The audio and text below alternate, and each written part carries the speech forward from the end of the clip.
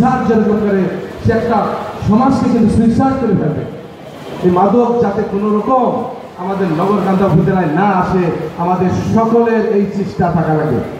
আপনারা জানেন আমি নগরকান্দা উপজেলার চেয়ারম্যান, আমি জীবনে একটা সিগারেট টেনে দেখিনি। আপনারা জানেন কেউ মদ খাওয়ার জন্য প্ল্যান্টি দিয়েছে, কেউ গাঁজা খাওয়ার জন্য প্ল্যান্টি দিয়েছে, মাদকের জন্য প্ল্যান্টি দিয়েছে। আমি মদ না খাওয়ার জন্য, মাদক না খাওয়ার জন্য আমি প্ল্যান্টি দিয়েছি। বিষয়টা একটু আপনাদের জানা লাগে। এখন থেকে 18 বছর আগে আমি ব্যবসায়িক 3টে দেশে সফর করেছি। এখানে গিয়েছি চায়নায়, চায়না যে আমি ওখানে 7 দিন থেকেছি। চায়না থেকে আমি গেছি হংকং, হংকংয়ে আমি 3 দিন থেকেছি। হংকং থেকে আমি গিয়েছিলাম কোরিয়ায় 4 দিন সফরে। ওই দিনটা ছিল বৃহস্পতিবার। আমি এক বাঙালি ভাইয়ের কাছে গেলাম, বাঙালি ভাই আমাকে দাওয়াত করলো ওদিকে রাত্রে, ভাই আজকে চাঁদ রাত, সাইন ভাই লোকটা আমাদের ঢাকায় এসেছিল, বলতেছে সাইন ভাই আজকে চাঁদ রাত, আপনার দাওয়াত আমাদের সাথে, আপনার দাওয়াতে শরীর হওয়া লাগবে।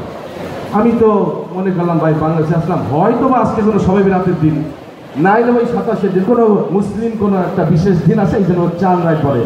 আমি তো ভালো মনে পাঞ্জাবি টাঞ্জাবি পরে তো চাঁদ রাত করার জন্য চলে গেলাম হোটেল থেকে। যাওয়ার পর সে একটা বড় এক হলরুমে নিয়ে গেল আমাকে। 70 থেকে 75 জন শুধু আমাদের ফরিদপুরের এলাকার লোক, সবাই বিশেষ করে আমাকে চিনে, যাই দেখি বিশাল মদের আসর। ওর ভিতর যারা আমাকে চিনে, কিছু আমার দুষ্টু বন্ধুও লোক ছিল, তারা বললেন আজকে মদের বিল যে খাবে না তার দেওয়া লাগবে, আর না সবার মদের বিল সবাই খাবে, সবাই মদের বিল ভাগ করে দিবে। আর আমি বললাম এখন বিপদে বললাম, ছোটকালে বাবার কাছ থেকে শুনেছি এক পথ মদ যদি খাওয়া তার 70 বছর ইবাদত কাজে লাগে। আমার টাকার মায়াও লাগতেছে, মদের বিলটা আমার দেওয়া লাগবে, আর কোনটা আমি বেছে নেব?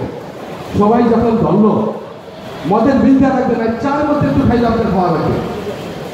মদের বিল ছিল তৎকালীন সময় 18 বছরে $200, 60 টাকা করে ডলার নিয়েছে আমার মনে আছে, 12,000 টাকা। এখন ওইটা দাম লাগে 80-90 টাকা হবে, ওই 18 বছর আগে। আমি মুখ টুক টাকা বেড়ে মদ খাবো না বিরাট, ওই সমাজে আমাকে প্ল্যান্টি করা হলো $200, আমি মানি ব্যাগটা বাইক $200 তাদেরকে আমি দিয়ে দিলাম। তবে এই সমাজে আল্লাহ তাআলা দিলাম আমাকে না।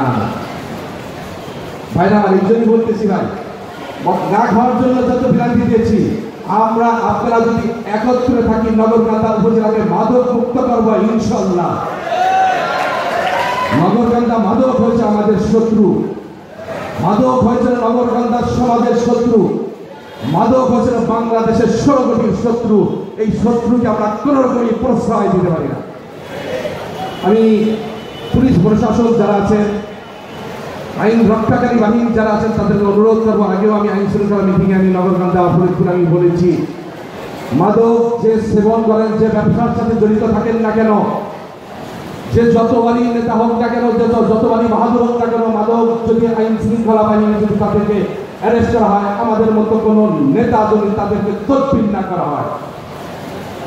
এখানে আমাদের জেলা প্রশাসক আছেন, আপনি যদি আমাদেরকে সহযোগিতা করেন, নগরকান্দা উপজেলা প্রধান শিক্ষকরা এখানে উপস্থিত আছেন, ছাত্ররা এখানে উপস্থিত আছেন, সাংবাদিক ভাইরা এখানে উপস্থিত আছেন, মুক্তিযোদ্ধা ভাইরা এখানে উপস্থিত আছেন, আমাদের 2 লক্ষ মানুষকে মাদক মুক্ত করবে ইনশাআল্লাহ, তাড়াতাড়ি ইনশাআল্লাহ।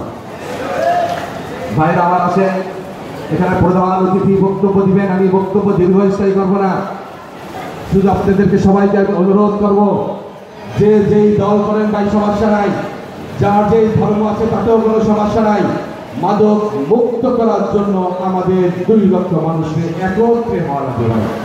ভাই বলতে দিস ভাই, এই 2 লক্ষ মানুষ যদি আমরা একত্রে থাকি, মাদক ব্যবসায়ী যারা আছে তারাও কিন্তু আমাদের রাজনীতির শব্দ চায় থাকে, আমি জানি না তারা যেই হোক না কেন, এই মাদক ব্যবসায়ী নগরকান্দা উপজেলার দায়িত্ব আমাদের, আপনাদের সকলের, আমাদের সমাজ, আমাদের নগরকান্দা, এই মাটি আমাদের, এই মাটিকে পবিত্র করার দায়িত্ব আমাদের। যাই হোক ভাই, আমি বক্তব্য দীর্ঘস্থায়ী করবো না। যেখানে জেলা প্রশাসক উনি বক্তব্য দিবেন, ওনার বক্তব্য, ওনার নির্দেশনা আমরা শুনবো। আজকে শুরু হলো, আজকে উদ্বোধন হলো মাদক দমন করার জন্য। এই খুব তাড়াতাড়ি 2-4 বছরের মধ্যে মাদক উৎখাত করে সাজাবে ইনশাআল্লাহ। সবাই ধন্যবাদ। আসসালামু আলাইকুম। ধন্যবাদ।